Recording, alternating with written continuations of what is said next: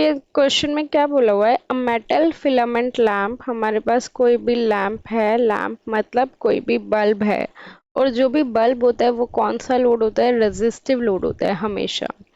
ये बल्ब कितनी power consume कर रहा है, it is consuming 250 watt and voltage कितनी है 100 volt, is to be connected in series with capacitor. इसको हमने किसके साथ कनेक्ट कर लिया, कैपेसिटर के साथ कनेक्ट कर लिया।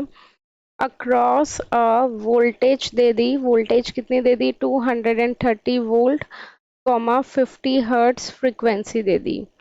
Calculate the capacitance of the capacitor, हमें सी की वैल्यू निकालनी है, राइट।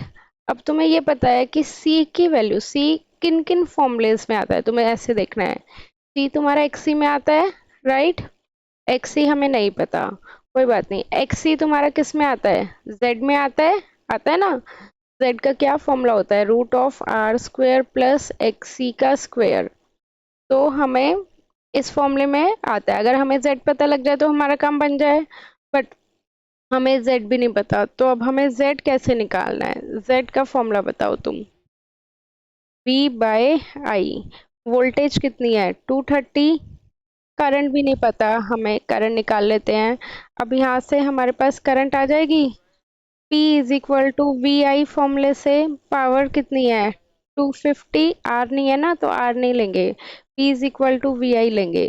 वोल्टेज कितनी है बल्ब के अक्रॉस 100 वोल्ट, करंट इसमें कितना फ्लो हो रहा है 2.5, और अगर बल्ब में 2.5 एम्पियर जा रहा है तो कैपेसिटर में भी सेम जाएगा, because they are connected in series. So I we got it as 2.5, so 230 divided by 2.5. So from here we can get the value for Z. After getting the Z, हमें R भी नहीं पता, R हम निकाल लेते हैं। इसके bulb I told you that is resistive load, तो पावर का formula is I square R या फिर V स्क्वायर बाई R कर लो, एक ही बात है। पावर पता है 250, करंट पता है 2.5 का स्क्वायर, R आ जाएगा, Z पता है, XC आ जाएगा, XC से C आ जाएगा। देखो तुम्हें एक चीज पता है, पावर फैक्टर, पावर फैक्टर का फॉर्मूला क्या होता है, cos phi is R by Z, R पता है जेड पता है, यहाँ से कॉस फाई आ जाएगा, कॉस फाई की जो भी वैल्यू आएगी वहां से phi equal to cos inverse करके वैल्यू निकाल लेना। That would be the angle between current and the voltage. तीन ट्राइंगल होते हैं तुम्हारे पास, एक होता है first one is impedance triangle.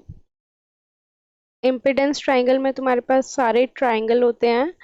तो in this will cover resistor, base में रजिस्टर होता है, परपेंडिकुलर में एक्सएल या फिर एक्सी, इंडक्टर का रेजिस्टेंस या फिर कैपेसिटर का रेजिस्टेंस, हाइपोटेन्यूज में इम्पिडेंस, राइट।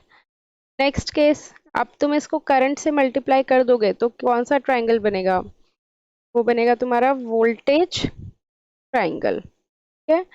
वोल्टेज ट्राइंगल में voltage across resistor V R यहाँ पे आएगा, वी एल और वी सी यहाँ पे आएगा, टोटल वोल्टेज यहाँ पे आएगा। वी आर का क्या फॉर्मूला होता है I into R, V L का formula is I into X L, V C का formula is I into X C.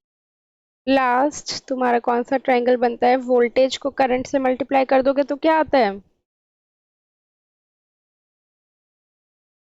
P into आई, क्या होता है पावर, पावर वो वी बाई आई होता है जेड। अब पावर मैंने तुम्हें तीन टाइप्स की पावर बताई थी, बताओ मुझे कौन कौन से टाइप्स की पावर थी वो। One is the active power, जो रेजिस्टिव लोड में यूज होती है तो बेस में यूज करेंगे। रिएक्टिव पावर इंडक्टर और कैपेसिटर के केस में होती है तो परपेंडिकुलर पे यूज करेंगे। एपरेंट पावर इन दोनों का combination, so S square is equal to P square plus Q का square. S is equal to V I, P is equal to VI cos phi and Q is equal to VI sin phi, ठीक है। अब अगर तुम्हारे पास by chance की R और L का combination है और इसके अक्रॉस तुम्हें VRL निकालनी हो, तो VRL का क्या फॉर्मूला होगा I into Z R L. तो यहाँ से देखो हमें फाई चाहिए था, तो cos फाई क्या होता है तुम्हारा बेस अपॉन हाइपोटेन्यूज, बेस क्या है आर, हाइपोटेन्यूज क्या है जेड, तो cos फाई का क्या फॉर्मूला हो गया R by Z. cos phi is the power factor.